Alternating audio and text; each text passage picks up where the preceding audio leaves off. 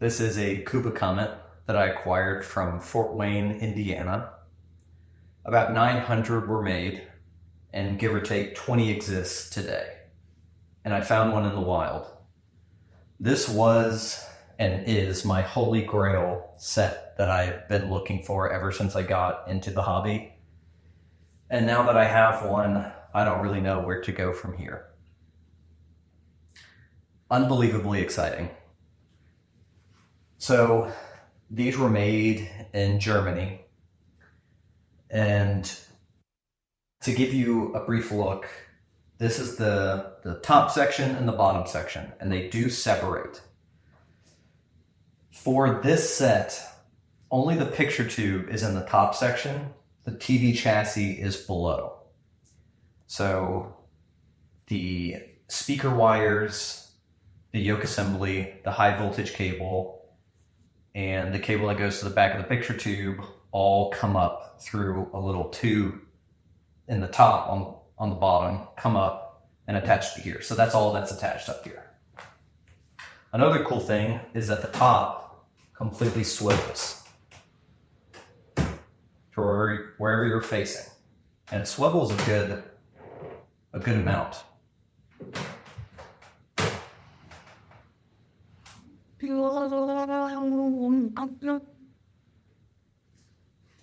Like that's a pretty large range. So I don't know if you can see from down there, but this wood that it's sitting on is sort of, bending downward, I guess, after 50 years. So the guy I got it from, it was located at his parents' house. His dad was stationed over in Germany in the 60s, and he found this set outside of the factory, and he had it shipped back to the States, and the son, who's now 50 years old, after his parents passed away, he wanted to sell it, and I was the lucky buyer. So he remembers his dad turning on the TV maybe once or twice, and down below,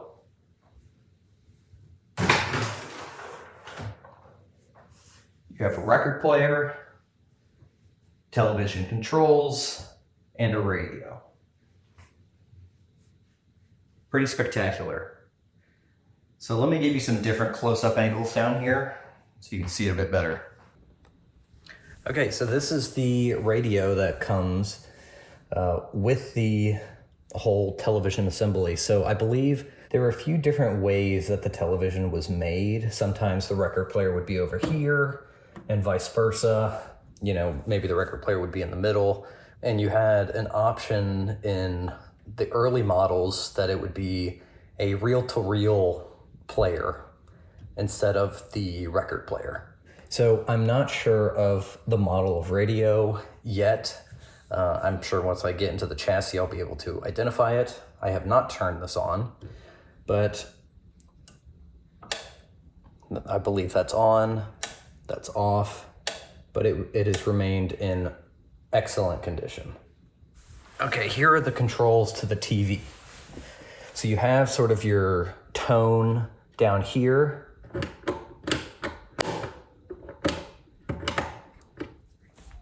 You got your tuner up here, and then on, off, pull out. So what's weird about this addition right here almost doesn't seem original. I don't know why they put on this little veneer and painted it. Maybe it is. I just don't, with how everything else looks, this seems like it was added on for some reason. I have not seen another Kuba Komet where the television chassis is down here. I've seen models where the chassis is in the top portion and the controls are on the side of the top, but never with the controls right here, which makes me think, I'll get into it a bit later, but which makes me think that this was modified at some point once it got back to the States to operate on US standards. Okay, last but not least, we have the record player.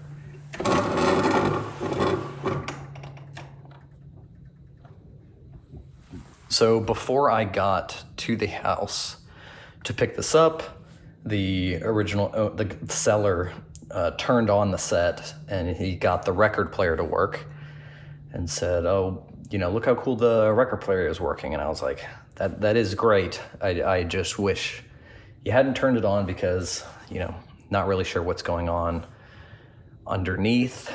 So that was a little worrisome, but it seems that everything's all right. That the record player does work. All the buttons are there. He even left the record with me.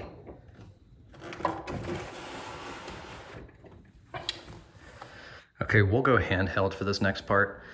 So the wood that was used, the blonde wood is solid maple, and the dark wood is a wood called Wenge, W-E-N-G-E, from West Africa. It's an endangered wood now, but I guess in the 50s it was not, or I guess early 60s. And I know in the later model Kuba Komets, there was a more square cutout for the picture tube. So I'm assuming, look at that. We got a spider that's still living in there, brought all the way back from Indiana. It's actually lived in there for ever since I got it back. So it's been in there for 2 weeks. I don't know how it's still alive. But I like the more circular looking cutout instead of the square one. So we can take a little bit look behind. So on the models that I've seen, the television tuner is right here, and some fine tuning is right here. This doesn't have that. This looks more like a veneer covering. And you can see how far back this goes.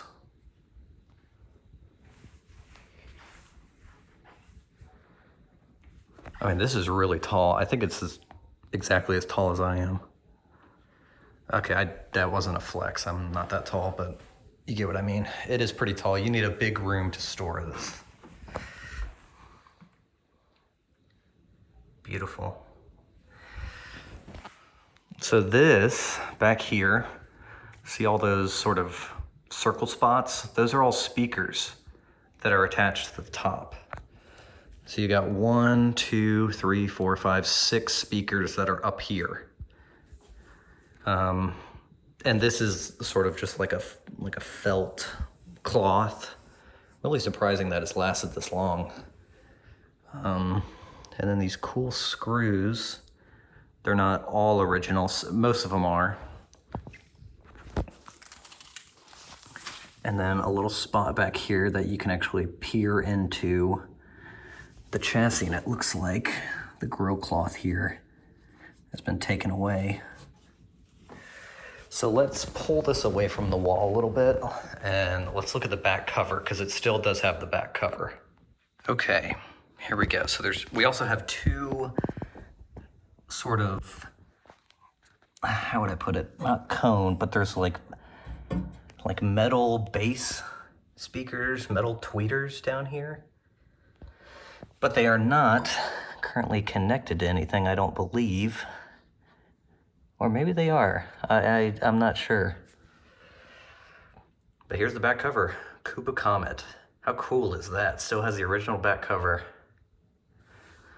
So I believe Mindy 5792X is the television chassis model, and I've actually downloaded the schematic for it. The only problem, there's an RCA tube in there. RCA tubes were not in Europe. It was mostly, Philips, or there was one other brand, I forget. So I'm wondering if this was brought back to the States, how much work it actually had to be, workable here. Cody. Okay. So I believe rats were in here at some point. I'm not sure you can see, but there's rat droppings back there.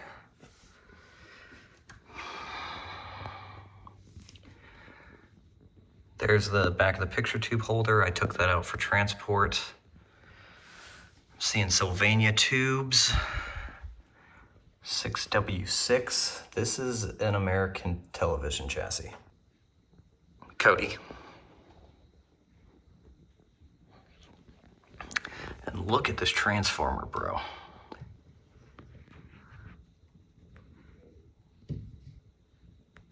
So it's a dual transformer with primary 210 or 110, secondary 220, 110.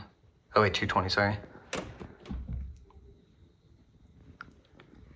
So the radio, Kuba type 5713. Huh. I'm wondering what, this is definitely a European radio, of course, you can tell from the front, but you also have some tubes back here. This is an American chassis. How about that? And it looks like it was, oh my God, I need to ID this chassis. This is American. They're the speaker plug-ins for right there. Obviously, the picture tube went through this hole and it was just sort of retrofitted. So, man, a lot of work went into this. This does not seem easy to do. But then the tuner is encased in like a metal sheath.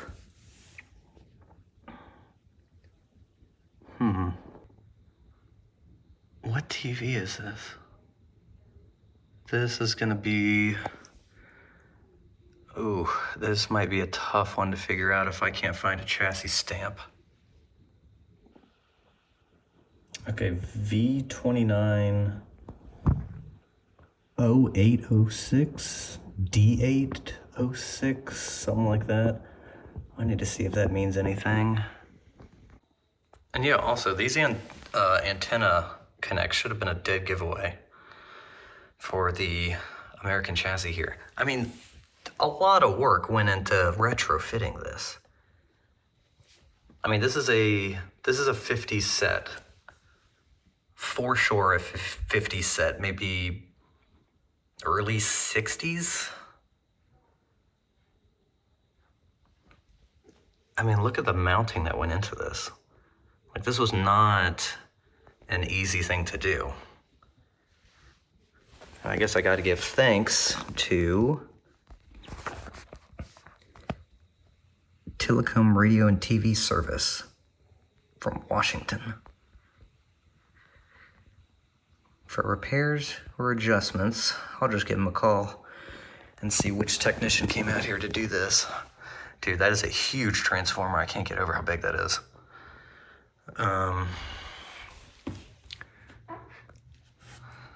So yeah, I'll need to do a lot of cleaning up in here, but I think first I would want to tackle the television. But this is gonna be a big multi-part series where I do, you know, a lot of repairs a little at a time. This is what the Kuba Komet looks like from the back. Definitely not as appealing. But I mean, wow, what a piece of art. So I guess this will be sort of part one of my series. But I wanted to sort of just get a video out there and show sort of what's on the schedule for us the next few months. So yeah, RCA tube in there that fits perfectly. So it's all, you know, good to go for US standards. So I guess in the next video, I'll be taking this top off to show you the speakers. I need to vacuum out the inside because there is a lot of mouse droppings. You know, I'm surprised all the wires down here lasted as long as they did. I took a deep look inside, no wires or a bunch of chewed up stuff. So yeah, I'm really looking forward to what's next.